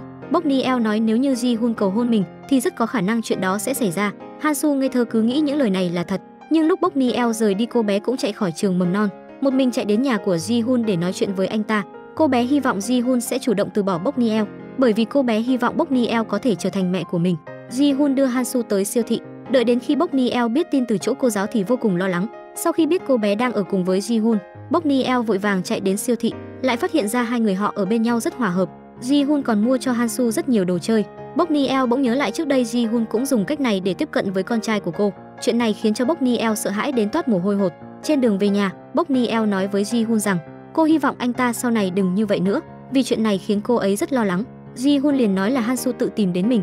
Cô bé cầu xin anh ta chủ động từ bỏ Bốc Niel. Ji-hun nhận cơ hội đưa ra lời cầu hôn với Bốc Niel. Đến trước cửa nhà, cô nhấn mạnh với Hansu rằng sau này cô bé không được một mình tới nhà Ji-hun nữa. Đợi đến khi Hansu đồng ý thì cô ấy mới yên tâm. Trên bàn ăn, Hansu càng nhìn càng thích chú búp bê kia. Đúng là trẻ con thì không biết phân biệt được tốt xấu. Ai đối xử tốt với chúng thì người đó chính là người tốt. Rồi còn nói với Bốc Niel rằng mình rất nhớ Ji-hun, hy vọng Bốc Niel có thể đưa mình đi gặp anh ta. Bốc Niel nghe xong liền mắng cô bé, lúc ăn cơm không được nghịch đồ chơi, nếu không thì sẽ không được ăn cơm nữa. Do Kyun cảm thấy Hansu vẫn còn nhỏ và không cần phải quá nghiêm khắc với cô bé, nhưng Bốc Niel lại nhắc đến chuyện học tập của Do Kyun, bảo Do Kyun hãy ngoan ngoãn mà trật tự. Tụi nhỏ rất thắc mắc về cách cư xử của Bốc Niel. Mấy ngày này Bốc Niel càng lúc càng lạnh lùng. Tới tối Ji-hun lại cầu hôn Bốc Niel một lần nữa. Bốc Niel nói trước khi đồng ý cô ấy muốn về quê một chuyến, đến trước phần mộ của bố mẹ để ra mắt Ji-hun với họ. Ji-hun nghe xong hận không thể lập tức xuất phát. Bốc Niel hẹn với anh ta cuối tuần này họ sẽ đi tới đó. Trước khi đi, Bốc Niel liền tới trung tâm để giao lại công việc của mình. Mọi người đều cho rằng cô ấy sẽ kết hôn với Ji-hun, nhưng chỉ có mình Bốc Niel hiểu rõ nhất rằng có khả năng sau hôm nay cô ấy sẽ không quay về được nữa. Cô ấy nói lại những thói quen của tụi nhỏ cho người bảo mẫu mới, bảo cô ấy hãy quan tâm nhất đến Hansu. Hansu thấy Bốc Niel chuẩn bị đi làm, cô bé đã lấy món quà mà mình đã chuẩn bị để đưa cho Bốc Niel, nhưng cô ấy lại nhẫn tâm vứt hòn đá kia xuống sọt rác, nói rằng mình không thể trở thành người nhà của họ. Hansu nhìn thấy dáng vẻ lạnh lùng của Bốc Niel mà vô cùng đau lòng. Tuy nhiên Bốc Niel lại đối xử với Hansu ngày càng nghiêm khắc. Trước khi ăn cơm bắt buộc phải rửa sạch tay, còn đích thân dạy cho Hansu cách dùng đũa. Điều này khiến cho tụi nhỏ càng cảm thấy Bốc Niel kỳ lạ. Sau khi ăn cơm xong không thấy đũa ở đâu nữa, Bốc Niel hỏi Hansu đã giấu đũa ở đâu. Hansu nhìn về phía sofa mà không dám lên tiếng. Sau đó Bốc Niel đã tìm thấy đôi đũa kia ở trên ghế sofa. Hansu vội vàng xin lỗi Bốc Niel, nhưng Bốc Niel muốn cô bé phải chịu trách nhiệm với hành động của mình. Cô yêu cầu Hansu phải lấy đũa để gắp đồ chơi cho vào hộp, nếu như không làm xong thì không được ngủ. Hansu chỉ đành ngoan ngoãn làm theo. Vào lúc Bốc Niel bắt cô bé làm lại từ đầu, Hansu liền chạy vào phòng mà tủi thân khóc lớn. Các anh chị đều tới an ủi cô bé, nhưng Bốc Niel lại nói nếu như Hansu không làm tốt thì sẽ bị người khác nói cô bé là đứa trẻ không có mẹ dạy dỗ. Sau khi nói xong những lời đó, cô liền không nhìn được mà chạy ra sau vườn bật khóc. Sang Chun liền đi theo hỏi Bốc Niel có phải là có tâm sự gì đúng không. Sau khi lấy lại bình tĩnh, Bốc Niel liền lạnh lùng mà quay người rời đi. Cô quay về phòng của tụi nhỏ. Cô muốn khắc ghi khoảng thời gian đẹp đẽ này vào sâu trong trái tim. Ngày mai cô ấy sẽ phải rời khỏi nơi đây. Trước khi tan làm, Hansu nhìn thấy Bốc Niel vẫn đang tức giận, đến chào tạm biệt cô bé cũng không muốn nói với Bốc Niel. Trước khi rời đi, Bốc Niel nhìn lại một lượt ngôi nhà ấm áp này. Sang Chun bỗng chạy theo bảo Bốc Niel đừng đi nữa. Vừa nãy anh ấy đã gọi điện cho bà Hong, biết được Bốc Niel đã giao lại công việc bảo mẫu cho người khác. Trong lòng anh ấy bỗng có một sự cảm không lành. Anh ấy nghi ngờ rằng Bốc Niel muốn đi tìm Ji-hun. Sang Chun hy vọng Bốc Niel đừng giày vò bản thân nữa. Anh lo sợ Bốc Niel một đi sẽ không trở lại nữa. Nhưng Bốc Niel lại nói với anh mình không sợ chết, chỉ sợ đến lúc chết cũng không tìm được chứng cứ.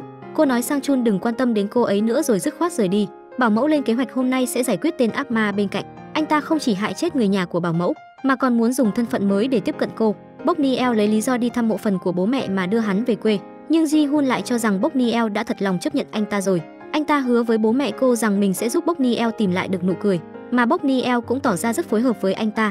Ji Hun tới căn biệt thự mà anh ta đã sắp xếp từ trước, nói với Bok Niel rằng tối nay họ sẽ ở lại đây. Bok Niel nhân lúc Ji Hun ra ngoài để quan sát xung quanh, rất nhanh cô ấy đã nhắm trúng món đồ vật bên cạnh này. Sau đó cô ấy lại ra ngoài để quan sát địa hình xung quanh căn biệt thự. Cô ấy ghi nhớ mọi thiết kế của căn nhà này. Lúc này Bok Niel nhận được điện thoại của Hansu. Hansu hy vọng có thể làm hòa với Bok Niel, hỏi Bok Niel bỏ nhà họ đi là vì vẫn đang giận mình đúng không? Bok Niel nói với cô bé rằng mình không hề giận. Hansu liền nói mình rất hối hận khi nhận chú gấu bông của Ji Hun, càng hối hận hơn khi đưa Bok Niel cho anh ta. Cô bé nói mình không cần gấu bông, mình chỉ cần Bok Niel ở bên cạnh mà thôi. Nghe thấy những lời nói của Hansu khiến Bok Niel suýt nữa thì rơi lệ. Cô vội vàng kiếm cớ để ngắt máy. Tới tối hai người họ cùng ăn tối bên nhau dưới ánh đèn lãng mạn. Sau khi ăn xong Bok Niel liền nói mình muốn đi tắm. Tiếp đó cô liền tới nhà tắm để mở nước lên. Vào lúc Ji Hun không chút phòng bị, cô ấy đi từ phía sau rồi đập bức tượng kia vào đầu của hắn, sau đó liền trói hắn vào ghế. Bok Niel yêu cầu Ji Hun đích thân thừa nhận, năm đó anh ta chính là hung thủ đã giết hại cả nhà cô. Ji Hun thuật lại tất cả quá trình gây án, nhưng anh ta lại cho rằng những thứ này không thể trở thành chứng cứ nên không hề lo lắng. Dù sao thì anh ta cũng bị bắt ép khai ra trong tình huống bất khả kháng. Nếu như Bok Niel không có được phần thắng trong tay thì cô ấy đã không làm đến nước này. Cô nói với Ji Hun đây là cơ hội cuối cùng mà cô dành cho hắn, bởi vì nhân chứng quan trọng rất nhanh sẽ tới đây. Đó chính là cảnh sát Lee, người giúp Ji Hun giấu giếm thân phận thật. Bok Niel đã dùng điện thoại của Ji Hun để gọi điện cho anh ta và lợi dụng đoạn ghi âm trước đó của Ji Hun, nói dối rằng hắn có việc gấp cần anh ta mau chóng tới đây. Sợ sự việc sẽ bị bại lộ nên cảnh sát Lee nhanh chóng đi tới đó. Hóa ra trong tay của Ji Hun còn đang nắm giữ bí mật của cảnh sát Lee. Năm đó cảnh sát Lee vì để đuổi theo Ji Hun mà đã đâm chết một người đi đường. Ji Hun liền lấy chuyện này để uy hiếp anh ta. Sau khi biết Bok Niel đã phát hiện ra cảnh sát Lee, mặc dù Ji Hun rất căng thẳng nhưng hắn vẫn nhất quyết không thừa nhận. Hắn nói dù sao thì cảnh sát Lee cũng là đồng phạm. Cô gọi anh ta đến đây thì có tác dụng gì cơ chứ? Tuy nhiên hành động tiếp theo của Bok Niel lại khiến hắn vô cùng kinh ngạc. Bok Niel chạy ra ngoài với bộ quần áo nát tươm. Trên đường vừa hay gặp được cảnh sát Lee. Cô vội vàng chạy xuống cầu cứu cảnh sát Lee, nói Ji Hun muốn làm hại cô ấy. Cảnh sát Lee thầm nghĩ chắc chắn Ji Hun đã bị bại lộ thân phận. Anh đưa theo Bok Niel cùng quay lại căn biệt thự, rồi còn nói dối rằng anh ta đã bị Ji Hun lừa. Hắn muốn biến anh thành kẻ tình nghi. Đến trước cửa biệt thự, Bok Niel liền nói cô rất sợ. Cảnh sát Lee bảo cô hãy đợi anh ta ở bên ngoài. Tiếp theo liền một mình đi vào bên trong. Cảnh sát Lee vừa vào trong liền nhìn thấy Ji Hun đang bị trói trên ghế. Vừa nãy không phải Bok Niel nói Ji Hun đã giở trò với cô ta sao? Ji Hun nói không phải, anh ta bảo cảnh sát Lee tới, rồi dặn dò anh ta không được tiết lộ nửa lời về chuyện năm đó, mà không biết rằng cuộc nói chuyện của họ đã bị Bok Niel ở trên tầng 2 ghi âm lại. Sau khi lấy được chứng cứ, cô vội vàng gửi cho Sang Chun. Sang Chun liền đưa chứng cứ cho Song Hoa. Hóa ra bọn họ lo lắng cho sự an nguy của Bok Niel, nên Sang Chun đã nhanh chóng đi tìm Bok Niel, còn Song Hoa thì đợi họ ở đồn cảnh sát. Chỉ cần Bok Niel lấy được chứng cứ sẽ lập tức báo cảnh sát. Ji Hun cuối cùng cũng phát hiện ra kế hoạch của cô. Sau khi biết được Bok Niel sớm đã phát hiện ra thân phận thật của mình, cảnh sát Lee nhận được tin lập tức đi tới báo tin. Cảnh sát đang chuẩn bị tới, bọn họ đã không còn đường lui. Ji Hun bảo cảnh sát Lee hãy đưa anh ta ra ngoài trước. Chính vào khoảnh khắc hai người họ vừa quay người đi, Ji Hun liền lấy chai bia đập mạnh vào đầu cảnh sát Lee. Tiếp đó hắn trói Bok Niel lên ghế rồi đổ xăng đầy căn phòng. Đến bước đường này thì Ji Hun cũng không muốn sống mà quay về nữa. Anh ta đã chuẩn bị sẵn kế hoạch để cùng chết với Bok Niel. Bởi vì anh ta đang mắc một bệnh nặng nên thời gian cũng không còn nhiều, nên hắn đã quyết định dùng cách thức cực đoan này để được ở bên Bok Niel mãi mãi. Bok Niel nói cho dù có chết cô ấy cũng không muốn ở bên anh ta. Thứ mà anh coi là tình yêu chỉ là sự chiếm hữu mà thôi, vì khiến cho gia đình của cô phải âm dương cách biệt. Bok Niel đối với loại người như anh ta chỉ có sự căm phẫn. Ji Hun đang định châm lửa vào người Bok Niel thì liền bị Sang Chun kịp thời có mặt đánh cho ngất đi. Tiếp đó anh ấy vội vàng cởi trói cho Bok Niel và cõng cô chạy ra khỏi biển lửa. Anh đặt Bok Niel lên trên xe cứu hộ đã đợi sẵn ở đó. Cảnh sát Lee cũng đã bị cảnh sát bắt giữ. Bok Niel bị đưa vào bệnh viện mà hôn mê bất tỉnh. Sang Chun và tụi nhỏ luôn ở bên chăm sóc cho cô. Họ cầu nguyện cho Bok Niel mau chóng tỉnh lại, sau này chúng sẽ ngoan ngoãn nghe lời của cô. Đợi đến khi họ nhận được tin Bok Niel đã tỉnh lại, vội vàng chạy đến bệnh viện thì đã không thấy bóng dáng của cô ấy đâu nữa. Được y tá thông báo rằng Bok Niel đã xuất viện rồi. Lẽ nào Bok Niel lại bỏ đi trong thầm lặng như vậy sao? Cô gái đứng trước di ảnh của chồng và con trai mà bật khóc thảm thiết. Từ sau khi chồng và con trai cô rời xa thế giới này, người mẹ chồng độc ác đã đổ hết mọi tội lỗi lên đầu cô. Trước nay chưa từng để cô tới thăm chồng và con trai, cho đến tận khi hung thủ Ji Hun bị bắt vào trong ngục. Bok Niel cầu xin mẹ chồng hết lời thì bà ấy mới đồng ý mà nói rằng Bok Niel là người mang đến bất hạnh cho gia đình, mới khiến cho chồng và con trai gặp phải đại nạn như vậy. Sau khi sự thật được sáng tỏ, bà ta chỉ thu lại những lời nói ác độc kia, nhưng lại gắn lên người Bok Niel một cái còng khác, đó chính là không cho phép Bok Niel được đi bước nữa. Sang Chun đóng dấu lên tờ đơn kết hôn. Anh hy vọng Bok Niel có thể thoát ra khỏi sự áp đặt của người mẹ chồng ác độc kia. Anh nói Bokniel hãy suy nghĩ lại thật kỹ, xem cô có muốn trở thành mẹ của tụi nhỏ hay không. Cho dù là 1 năm hay là bao nhiêu năm nữa thì anh ấy đều sẽ đợi. Anh sẽ luôn giữ một vị trí quan trọng dành cho Bokniel. Thế nhưng những lời nói của mẹ chồng cứ văng vẳng bên tai cô. Bokniel thực sự có thể thoát khỏi nó không? Ngày hôm sau Bokniel một mình đi đến bờ sông. Cô nhớ lại khoảng thời gian chung sống cùng tụi nhỏ. Cô ấy hiểu rõ tình cảm mà tụi nhỏ dành cho mình. Cuối cùng cô ấy đã đồng ý với Sang Chun trở thành mẹ của tụi nhỏ. Sang Chun kích động mà không biết nên phải làm gì. Khi anh ấy nói chuyện này với tụi nhỏ, chúng cũng giống như anh vô cùng vui mừng. Họ đều cảm thấy vô cùng hạnh phúc, giống như đây là một giấc mơ vậy. Tuy nhiên rất nhanh bọn họ liền không thể cười được nữa. Bokniel sau khi trở thành mẹ khiến tụi nhỏ cảm thấy vô cùng xa lạ. Cô nói với chúng trong nhà chỉ có thể có một người mẹ mà thôi, yêu cầu tụi nhỏ hãy vứt viên đá của mẹ chúng đi. Mà tụi nhỏ cũng vô cùng thắc mắc về hành động của Bokniel. Tuy nhiên sau đó Bokniel ngày càng nghiêm khắc với chúng. Cô ấy đưa ra rất nhiều quy tắc nghiêm khắc bắt tụi nhỏ phải tuân thủ, cho dù là học tập hay cuộc sống thường ngày. Nếu như chúng không tuân thủ theo sẽ bị Bokniel phê bình. Chuyện này khiến tụi nhỏ có chút buồn. Bokniel người từng ấm áp quan tâm chăm sóc họ, sau khi trở thành mẹ kế lại trở mặt nhanh như vậy cơ chứ. Hôm nay Bokniel và tụi nhỏ cùng nhau dọn vệ sinh. Bokniel yêu cầu tụi nhỏ hãy vứt bức di ảnh của mẹ chúng đi. Đương nhiên tụi nhỏ vừa không đồng ý vứt di ảnh của mẹ, cũng như không đồng ý vứt hòn đá tượng trưng cho mẹ đi. Han Kyun cho rằng Bokniel làm như vậy thật sự quá đáng. Vì sao khi trở thành mẹ kế lại muốn xóa bỏ tất cả những dấu vết về mẹ của chúng như vậy? Bokniel nói nếu như họ không nghe lời của cô ấy thì mau chóng ra ngoài. Mấy đứa nhỏ đến bên bờ sông nơi mẹ đã gieo mình xuống. Bọn chúng không hiểu vì sao Bokniel lại ép chúng làm như vậy. Mặc dù chúng muốn Bokniel trở thành mẹ của mình, nhưng vị trí của mẹ ruột thì không ai có thể thay thế được. Mấy đứa nhỏ liền tới công ty của bố mà than vãn về những cách mà Bokniel đối xử với chúng. Sang Chun đồng ý tới tối sẽ về nhà nói chuyện lại với Bokniel. Tới tối Sang Chun liền nhắc đến chuyện này với Bokniel. Bokniel liền nói anh muốn tôi trở thành nữ chủ nhân của ngôi nhà này, nhưng lại giữ lại kỷ vật của người vợ trước đây. Thứ mà mọi người cần không phải vợ hay là mẹ, mà chỉ là một người bảo mẫu biết nghe lời mà thôi. Sau đó cô ấy nói mình sẽ không quản chuyện của Sang Chun và tụi nhỏ nữa, hàng tháng cứ phát lương cho cô là được rồi. Hôm nay tụi nhỏ nhìn lên bức di ảnh của mẹ mà rất tự trách, bởi vì mấy hôm trước chúng đã quên mất sinh nhật của bà ấy. Bokniel nhìn thấy vậy liền bảo tụi nhỏ hãy đi theo mình. Cô đưa chúng tới nơi mà nữ chủ nhân đã tự sát, lại một lần nữa bắt tụi nhỏ phải đưa ra quyết định, đó là chọn Bokniel hay là chọn mẹ của chúng. Nếu như chọn Bokniel thì cô ấy sẽ vứt hòn đá tượng trưng cho mẹ chúng đi. Tụi nhỏ cầu xin Bokniel đừng làm như vậy. Bokniel liền hỏi vì sao lại không được, không phải trong lòng họ vẫn luôn oán trách mẹ đã bỏ rơi họ mà đi sao? Tụi nhỏ đã nói thay cho mẹ rất nhiều điều. Chúng tin rằng việc mẹ tự sát là do không còn lựa chọn nào khác. Hy vọng Bokniel đừng vứt hòn đá của mẹ đi. Cuối cùng tụi nhỏ vẫn lựa chọn mẹ của mình. Mặc dù chúng đều rất thích Bokniel, nhưng không ai có thể thay thế vị trí của mẹ trong lòng chúng. Thông qua chuyện này tụi nhỏ đã hiểu dụng ý của Bokniel. Bokniel hy vọng họ có thể hiểu rõ trái tim mình, gác lại sự oán trách dành cho mẹ mà bắt đầu một cuộc sống mới. Bokniel cùng đón lễ Giáng sinh với gia đình họ, rồi ngày mai sẽ rời khỏi nơi này. Tới tối Bokniel cùng chơi với tụi nhỏ, đến Sang Chun cũng hòa nhập với bọn họ, khiến cho không khí trong gia đình vô cùng náo nhiệt. Hansu bám lấy Bokniel muốn cô ấy ngủ cùng mình. Sau khi tụi nhỏ đã ngủ say, Bokniel cầm theo hành lý lặng lẽ rời đi. Ngày hôm sau khi tỉnh lại tụi nhỏ đi tìm Bokniel khắp nơi, nhưng Bokniel lúc này đã tới trạm xe khách rồi. Tụi nhỏ vội vàng chạy đi tìm cô ấy nhưng lại không có Hansu đi cùng. Còn Sang Chun ở nhà đi tìm kiếm xung quanh cũng không thấy cô bé đâu. Hóa ra Hansu đang trốn trong chiếc giỏ đựng quần áo mà khóc lớn. Cô bé cho rằng nếu như Bokniel không tìm thấy mình thì sẽ không đi nữa. Cô bé không muốn chia tay với Bokniel. Bokniel không đợi được Hansu mà cảm thấy có chút nuối tiếc. Cô chỉ đành tạm biệt ba đứa nhỏ rồi lên xe rời đi. Đột nhiên Bokniel nghe thấy tiếng gọi của Hansu. Quả nhiên khi nhìn ra bên ngoài thì thấy cô bé đang chạy theo chiếc xe. Vì chạy quá vội nên cô bé đã ngã xuống đất khiến Bokniel vô cùng đau lòng. Cô chạy đến chỗ Hansu mà ôm chặt lấy cô bé vào trong lòng. Sau khi nghe khuyên ngăn, Hansu cuối cùng đã quyết định để Bokniel đi, đồng thời cùng nói họ sẽ luôn chào đón Bokniel quay trở về. Đợi đến khi Bokniel quay lại hãy ấn chuông cửa 3 lần. Cô bé sẽ là người đầu tiên mở cửa cho cô ấy. Bokniel nước mắt lưng tròng mà đồng ý với Hansu. Thời gian 1 năm sau đã trôi đi. Sáng sớm hôm nay cả nhà họ đang bận chuẩn bị bữa sáng. Bỗng nhiên tiếng chuông cửa vang lên 3 lần khiến cho họ đều dừng lại. Hansu vui vẻ mà chạy ra ngoài mở cửa. Tuy nhiên người mà cô nhìn thấy lại là người hàng xóm mới, khiến cho Hansu vô cùng thất vọng. Chính vào lúc cô bé định đóng cửa thì liền nhìn thấy Bokniel đang ở bên ngoài. Hansu kích động mà xông tới ôm lấy cô. Cô ấy chính là người đã cứu vớt một gia đình đã suýt chút nữa đổ vỡ. Sự xuất hiện của Bokniel đã khiến người bố lạc đường học được cách chịu trách nhiệm với con cái, cũng khiến cho tụi nhỏ đã từng đau khổ khi mất đi tình yêu của mẹ lại lần nữa cảm nhận được tình yêu chân thành từ chỗ của Bokniel. Mà một trái tim đã từng nguội lạnh như Bokniel cũng nhờ họ mà tìm lại được hy vọng. Cuối cùng chính họ đã tự chữa lành những vết thương lòng cho nhau, trở thành những ánh sáng trong cuộc đời của đối phương. Được rồi, bộ phim đến đây là kết thúc. Các bạn bỏ ra 3 giây đăng ký kênh để ủng hộ chúng mình nha. Cảm ơn các bạn đã đón xem kênh của chúng mình. Hẹn gặp lại mọi người trong bộ phim tiếp theo. Tập hôm nay đến đây là hết mất rồi. Cảm ơn các bạn đã theo dõi. Còn giờ thì xin chào và hẹn gặp lại.